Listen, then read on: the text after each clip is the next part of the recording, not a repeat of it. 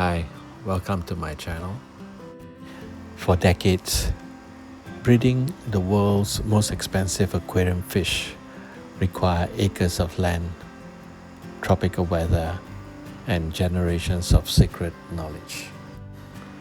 But a shift is happening. Traditional outdoor arowana farms are facing an existential threat.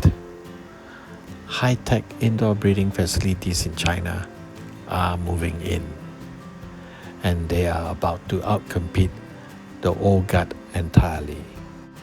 The traditional models faces a few key point challenges. 1. Space inefficiency. Traditional farming relies on massive outdoor mud ponds. 2. The old models are climate dependent. Farms require specific tropical climates and are also vulnerable to floods, droughts, and heat waves. 3. They faces unpredictable yields. Breeding in natural ponds make it difficult to track exact parentage, monitor the egg health, or control water parameters precisely. Lastly, the biosecurity risk. Outdoor ponds are exposed to wild pathogens, birds, and water runoff pollution. Enter the Chinese disruptors. They aren't digging ponds, they are building factories. Welcome to the world of Indoor Recirculating Aquaculture Systems, or RAS. Here, nature is entirely replaced by algorithms. Every single drop of water is filtered, purified, and recycled 24/7. Traditional farms in Southeast Asia waste massive footprints on land, but in China, land is abundant.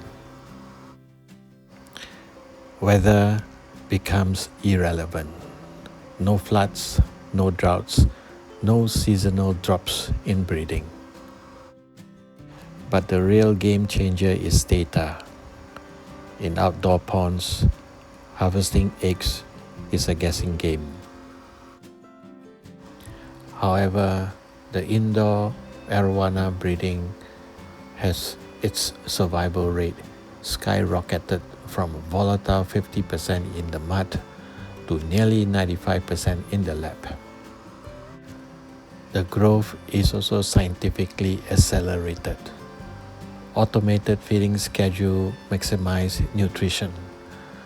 Precise light cycle mimic the perfect tropical day every day. High-tech LED rays emit specific light wavelengths to stimulate intense scale pigmentation years ahead of schedule. They aren't just farming. They are manufacturing a flawless premium product with absolute predictability. Traditional breeders rely on decades of luck and intuition. China is turning arowana breeding into pure, scalable science. So, where does this leave the traditional farmers in Southeast Asia? They won't vanish overnight. For elite collectors and purists, heritage matters. A fish raised in the natural mud ponds of Sumatra or Malaysia or even in Singapore will always carry a certain prestige. It is a piece of living history. But for the mass market, nostalgia cannot compete with efficiency. Technology wins. Just as agriculture moved into vertical indoor farms, the legendary dragonfish is being rewritten inside high-tech factories. Over time and eventually, the price of each fish matters in the mass market. The Chinese breeders are preparing for the future because they are already paying very high prices for arowana fish coming from Southeast Asia. These arowana fishes will be their future genetic footprint. But what do you think? Would you pay a premium for a traditional pond-raised arowana? Or would you buy an indoor breed fish for half the price? Let me know in the comments below. Smash that like button. Subscribe for more deep dives into the aquarium industry. And I will see you in the next video. Thank you and see you soon.